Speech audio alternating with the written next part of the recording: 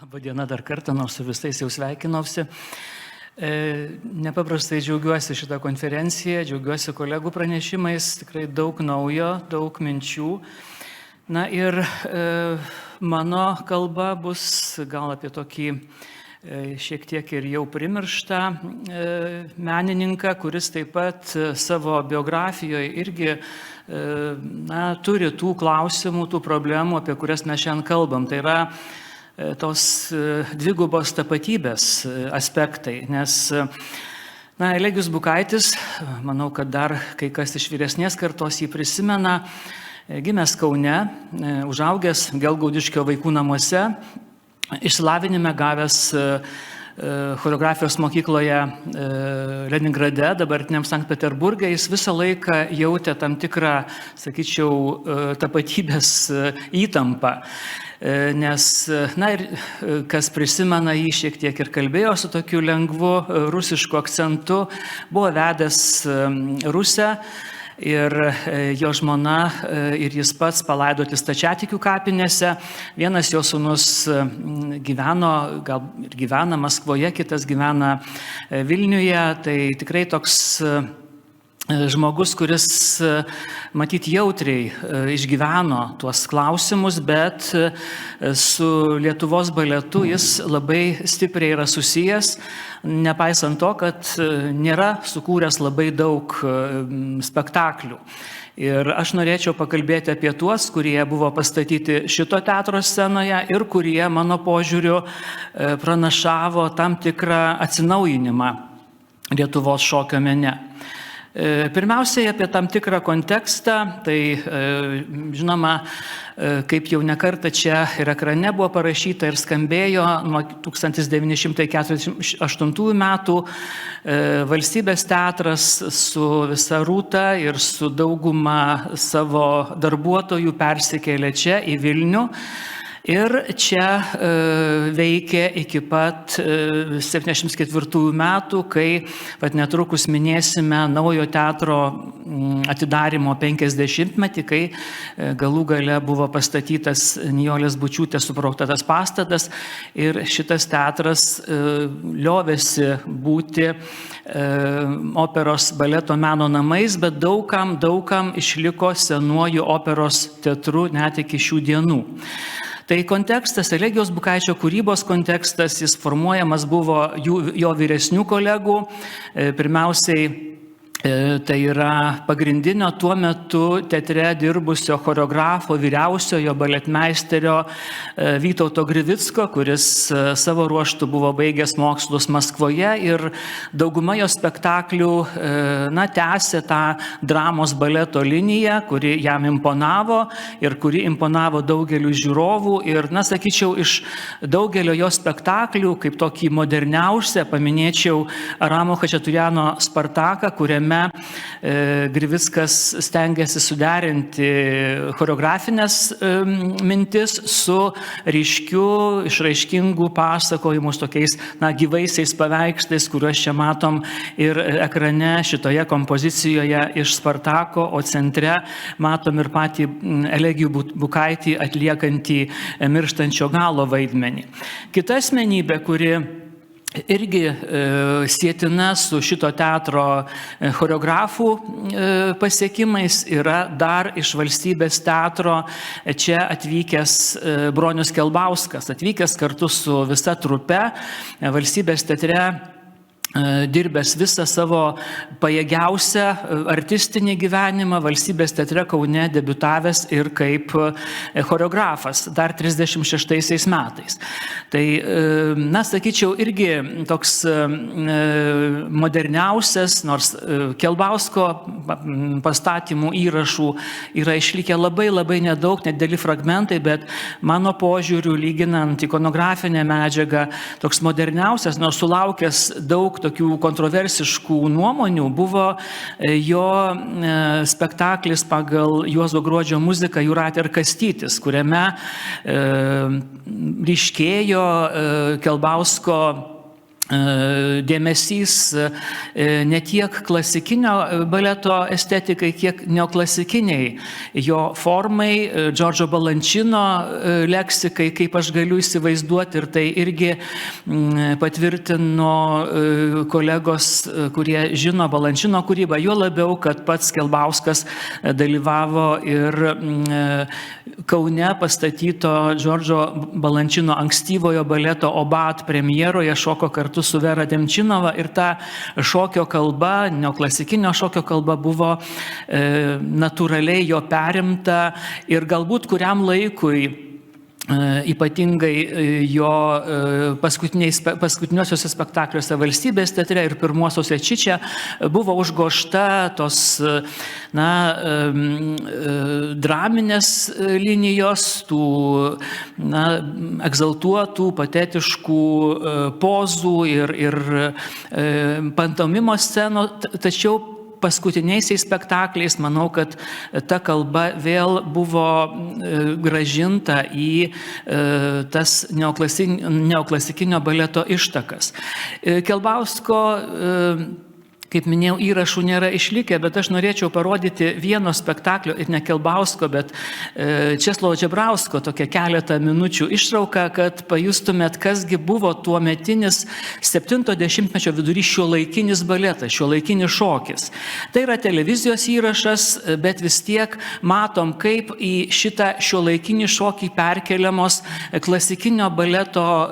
tam tikros, sakyčiau, ir dogmos, ir dramaturginės schemos. Nepaisant to, kad, kaip matysite, veiksmas vyksta kosmose. Ir čia sutinkamai su tuometiniu kosmoso užkariavimu, su Gagarino tema, irgi Žebrauskas reaguoja į šitą aktualiją ir stato štai tokį savotišką Gulbių ežero parafrazę kosmose. Tai Česlovas Žebrauskas ir Leokadija Škelovičiūtė, menininkai, kurie dirbo šiame teatre ir šiame teatre praleido savo brandžiausius, vaisingiausius metus. Ir gaila, jų jau nebėra tarp mūsų, tačiau tai buvo tikrai tie žmonės, kurių dėka baleto menas pradėjo modernizuotis, kaip tuo metu buvo įmanoma, pirmiausiai gal tokiu tematiniu ar vizualiniu lygmeniu, bet netrukus tikrai galim jau konstatuoti tam tikrą pokytį ir pačiose choreografinėse formose. Česlovas Žebrauskas irgi turėjo ambicijų tapti choreografu, po kurio laiko jis pastatė baletą Vilties krantas, kuris irgi nebebuvo toks ryškiai pasakojantis, daugiau kalbėjo abstrakcijų kalba, tačiau be šitų kelių choreografinių epizodų Lietuvos televizijai, yra dar vienas kitas, ir be Vilties kranto, Česlovas Žebrauskas nieko daugiau nesukūrė ir Elegijui Bugaičiui netapo konkurentu. Taip pat keletą žodžių dar apie rusų choreografą Konstantiną Bojarskį, kuris pastatė šito baleto scenoje irgi tokį šiuolaikinį spektaklį, šiuolaikinę temą, šiek tiek propagandinį. Tai yra Antano Rekašiaus baletas Gęstantis kryžius, kuriame veiksmas vyksta Jungtinėse Amerikos valstijose, iškeliami rasiniai klausimai, pasakojama apie aklos baltos merginos ir juodaodžio meilę, ir taip toliau, bet šiame spektaklyje, vėl apgailestauju, bet nieko negaliu parodyti, jokių įrašų neišliko, bet šiame spektaklyje iš karto galim matyti pokyčius pirmiausiai scenografijoje, ir čia jie susiję su jauno tuo metu ką tik Lietuvos valstybinį dailės institutą baigusio Antano Pilipavičiaus kūrybą. Ir štai tas kontekstas suformuoja Eligijaus Bukaičio pirmuosius žingsnius, būtent choreografinius žingsnius, nors jis baigė Leningrado choreografijos mokyklą dar 61 berods metais, kurį laiką dirbo kaip artistas šitam teatre, paskiau iškeliavo vėl į Leningradą studijuoti Nikolajaus Rimskio-Korsakovo konservatorijoje ir štai grįžęs į Vilnių jis ėmėsi ir savo pirmųjų savarankiškų darbų, kuriuose ir šaltinių, ir ikonografinių, ir rankraštinių šaltinių, ir amžininkų prisiminimų nuomonę iš tikrųjų jaučiame, naują žingsnį Lietuvos choreografijoje, kuris vis dėlto jau yra gerokai kitoks negu kad tas tradicinis pasakojantis, nesvarbu ar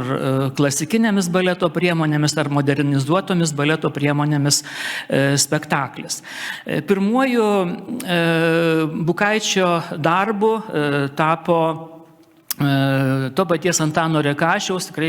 labai tokio, ne tai kad produktyvaus, bet sakyčiau, labai tokio, mąstančio apie savo karjerą kompozitoriaus kūrinys, nes kai paskaičiuoju, tai Rekašiaus muzika skambėjo tikrai dažnai Lietuvos baleto scenoje, nors taip pat dažnai tai buvo tų pačių kūrinių tam tikros skirtingi koliažai. Ir tą patį mes galėsim pasakyti ir apie kitus Bukaičio darbus. Bet šis baletas Aistros, kuriam libretą kartu su kompozitorium parašė Henrikas Kunavičius, galima sakyti, buvo pirmasis toks abstraktus baletas, kur pasakojimas, taip, čia buvo pasakojimas, bet čia daugiausiai vis dėlto choreografas siekia kalbėti tokių abstrakcijų kalba. Ne viskas jam čia pavyko, kaip jis norėjo, kai įvyko šito baleto premjera, Bukaičiui buvo 30 metų, manau, kad jis buvo tikrai pasiruošęs tą daryti tam tikrą choreografijos reformą, buvo pakvietęs bendradarbiauti irgi tuo metu jauną grafikę, dailininkę Mariją Danutę Jukniūtę, tačiau jaunų menininkų kūrybinės idėjos ne visai palankiai buvo priimtos pastatymo dalies vedėjų ir galiausiai spektaklio Aistros premjera įvyko su scenografo Juozo Jankaus dekoracijomis. Jankaus pavyzdys taip pat rodo apie tą modernizavimo kelią, kurį nuėjo visas mūsų teatras ir tuo pačiu baletas, nes parodoj matysit Jankaus scenografijos eskizą propagandiniai operai Marytė, apie Marytę Melnikaitę, kur ten, eskizas čia irgi tik tai vienas, bet šiaip jau ankstyvoje Jankaus kūryboje, kas gal kiek turėjot progų susipažinti, ten scenoje augo krūmai, žydėjo gėlės, statomi buvo namai ir viskas vyko lyg tikrame gyvenime. Tai Aistrų scenovaizdyje neliko tos realistinės scenografinės kalbos ir manau, kad čia irgi buvo jau vyresnio amžiaus dailininko paklusimas jaunam menininkui ir jauno choreografo reikalavimams. Ir iš tikrųjų, skaitydami šito baleto refleksijas, manau, kad tikrai nemelavo Vytautas Grivickas, kalbėdamas apie tai, kad tai pirmas spektaklis, kai nereikia skaityti programos, nauja ir šokio kalba, neįprasta, kaip sakė Grivickas, daug akrobatikos, gimnastikos, bet šokiai pastatyti muzikaliai ir darbas atliktas netgi aukštame lygyje. Tai yra iš vyresnės kartos šokio menininkų Bukaitis sulaukė didelio palaikymo ir tiek Grivickas, tiek Kelbauskas, tiek Kunavičius, jau vyresnės kartos choreografai,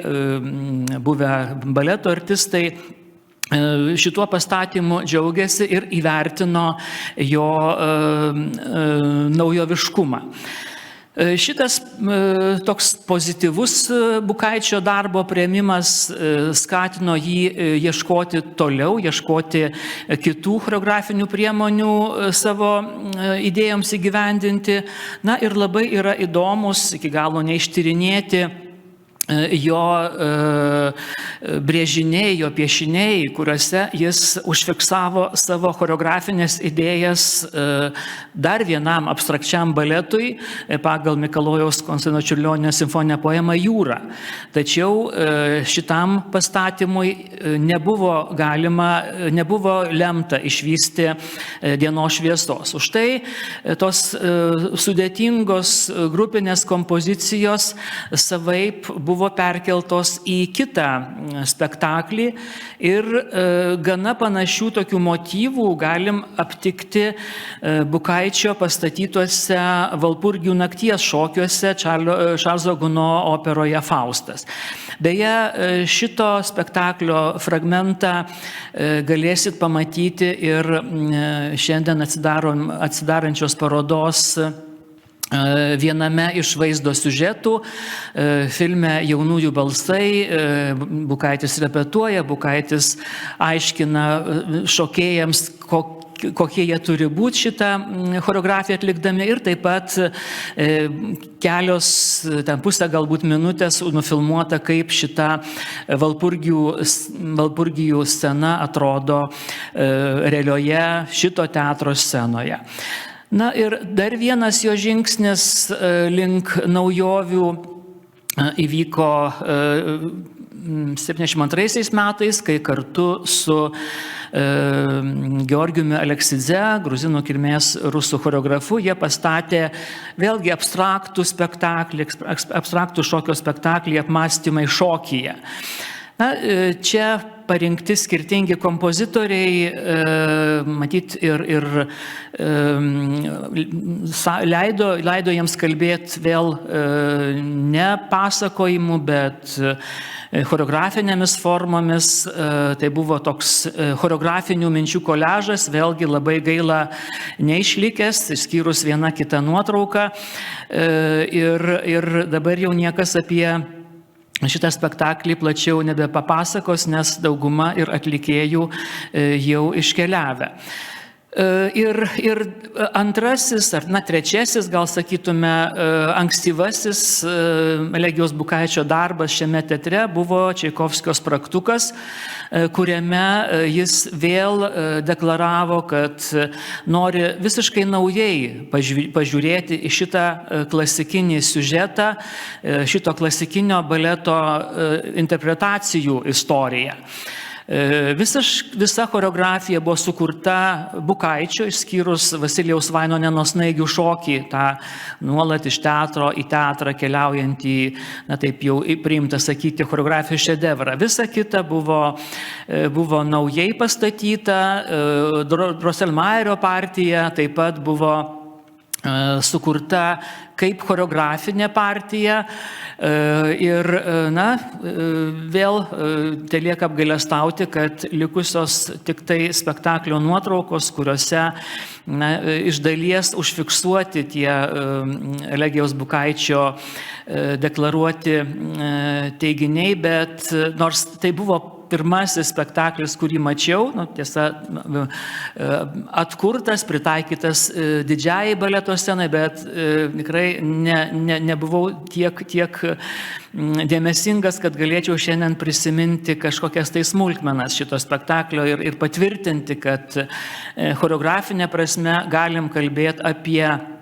na, tikrai tokį ženklų, novatorišką choreografo sprendimą. Bet Bukaičio talentas tikrai labai įdomiai atsiskleidžia ne tik jo pastatytuose spektakliuose, kurių, kaip sakiau, nėra daug, bet ir jo piešiniuose, kurių išlikę tikrai nemažai ir visai būtų gal kada įdomu padaryti kokią parodą, nes jo labiau, kad dabar vėl pasirodė jo, na, dalis archyvo, pasirodo, kad buvo Vytauto Grivicko archyve, jis dabar perduotas Teatro muzikos ir kino muziejui ir šitą paveldą tikrai dar turėtume ištyrinėti. Tai šitie spektakliai, apie kuriuos minėjau, tai ir buvo ta pradžia, daug žadanti pradžia, kuri nuvedė Elegijų Bukaitį į vyriausiojo baletmeisterio poziciją jau nauja naujai atidarytam operos ir baleto teatre. Būtent Bukaičiui buvo pavesta pastatyti tuos didžiuosius pirmuosius spektaklius šitam teatre, Gulbių ežerą, tai spektaklis, kuriuo buvo atidarytas teatras, baleto spektaklis, taip pat perkelti į šitą naujai pastatyti didžioje scenoje Adolfo Adano baletą Žizel, na ir žinoma Spragtuką, bet taip pat Eglę Žalčių karalienę. Spektaklį, kuris jau su šituo teatru nebesusijęs, nors tam tikrą prasme galim justi ryšių, nes būtent šitam teatre dar 60-aisiais metais buvo pastatytas Vytauto Grivicko Eglė Žalčių karalienės variantas. Bet lyginant Grivicko pastatymą ir Bukaičio pastatymą, iš tikrųjų pajuntam tuos skirtumus visuose registruose, ir scenografiniam, ir choreografiniam. Scenografija, vėlgi, norėdamas tikrai naujo žodžio, Bukaitis pakvietė kurti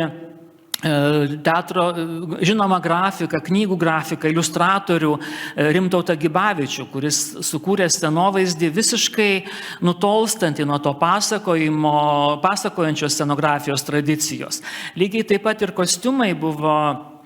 daug kam neįprasti ir to spektaklio nemačiau gyvai ir vėlgi jis nėra nufilmuotas, tačiau pats teatras šito spektakliu labai žavėjosi. Tai buvo pirmasis spektaklis, kuris buvo išvežtas į kitą šalį, nors tai buvo tas artimasis užsienis, tai buvo Vokietijos Demokratinė Respublika, tačiau tas spektaklis buvo parodytas Vaimare keletą kartų ir susilaukė labai šiltų atsiliepimų, apie jį gražiai atsiliepė ir Latvijos kritikai, nes jis buvo rodomas Rygoje. Na ir to spektaklio išlikusi vizualinė medžiaga taip pat kalba apie tas naujas choreografinės formas, kurias pradėtas būtent šito teatro scenoje Bukaitis tęsė ir toliau tobulino jau didžiojoje scenoje. Ir kai kurie jo piešiniai iš tikrųjų leidžiasi sugretinami su spektaklio nuotraukomis, kurias mes šiandien turiu galvoj tą 76 metų Eglės Žalčių karalienės variantą, kuris vis dėlto nebuvo rodomas ilgai ir veikiausiai ir publikos čia buvo tam tikri klausimai, lankomumo klausimai, bet šito spektaklio scenoje neilgai vis dėlto žiūrovams teko matyti. Ir štai dar vieną paminėsiu, antrą jo darbą didžiojoje scenoje, kuris irgi susijęs su tuo, kas buvo pradėta šičia, tai yra antroji Aistrų redakcija, antroji Antano Rekašiaus baleto Aistros redakcija, šį kartą pavadinta Aistros. Šį kartą pavadina Aura, atsiprašau, Aura. Tai žiūrint į šitas nuotraukas, tai irgi matyti, kad Bukaitis tęsia tuos ieškojimus, kuriuos pradėjo prieš 14 metų. Šį kartą jau jam galų gale pavyko pakviesti Mariją Jukniūtę kartu su Irena Zabarauskaitė būti spektaklio dailininkėmis, dekoracijų, kostiumų dailininkėmis, bet vėlgi spektaklis kontakto su žiūrovais nesurado, teko jį matyti ir pats turiu pripažinti, kad jautėsi gal daugiau tokio dirbtinio modernizavimo, dirbtinio noro būti kitokiam ir tokios organikos spektaklis nepavyko jam pasiekti ir po kurio laiko pats Bukaitis paprašė, kad spektaklį išimti iš operos ir baleto teatro repertuaro, nes artistai tiesiog atlieka to, ką jis jiems norėjo kaip choreografas įkvėpti. Na ir keletas paskutinių nuotraukų skirtos paties Bukaičio asmenybei, kuri, manau, kad tiems, kurie dar mena jį, prisimena jie kaip ypatingą tokį teatrališką, nepaprastai charizmatišką žmogų, turėjusi Lazdynuose savo laboratoriją. Tai tikrai kambarys, kuris galėtų būti vertas memorialinio kambario statuso, visas nuklijuotas nuotraukomis, plakatais, jo choreografinėmis idėjomis, daiktais, kurie jam kaip menininkui buvo brangus. Na, suprantama, kad šito kambario jau nebeliko ir visi tie daugiasluoksniai Bukaičio gyvenimo tie apmušalai jau yra sunykę. Jis pats buvo labai tokia, kaip jau sakiau, teatrališka asmenybė, visur buvo pastebimas, ypatingai operos, baleto diskurse buvo labai aktyviai dalyvaujantis, nuolat reiškiantis savo nuomonę, bet labai palaikantis ir, sakyčiau, tolerantiškas, nors jo asmenybė tikrai buvo nelengva ir konfliktiška tuo pačiu, nes po Vytauto Brazdylio, po Jurijaus Smorigino vadovavimo teatrui, kuriam laikui teatro choreografijos blokui vadovauti buvo paskirtas jis, tačiau irgi, čia galbūt ir Audronis prisimins,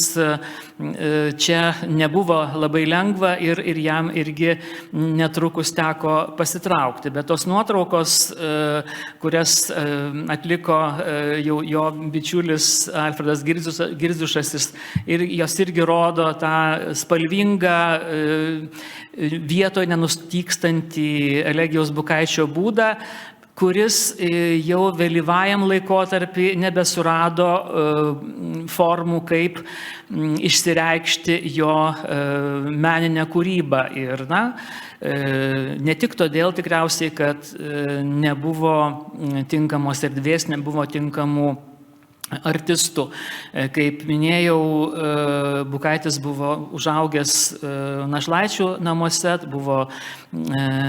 įkūręs ir dalyvavo labai aktyviai Lietuvos našlaičių draugijoje, rengė įvairias piligriminės keliones, bet čia yra kelios nuotraukos ir su popiežiais, ir su Jonu Pauliumi II, Benediktu XIV. Na ir paskutinis kadras, kurį noriu parodyti, tai Bukaičio nuotrauka prie Sergejaus Diagilevo kapo, kurį jis irgi lankė kaip piligrimas, ir štai šitą klausimą uždavė, kai kartu su juo mėginom šiek tiek įamžinti jo tą labai įvairų baletmeisterio, choreografo kelią, kuris prasidėjo ir taip ambicingai prasidėjo būtent Vilniaus Senojo teatro scenoje. Ačiū.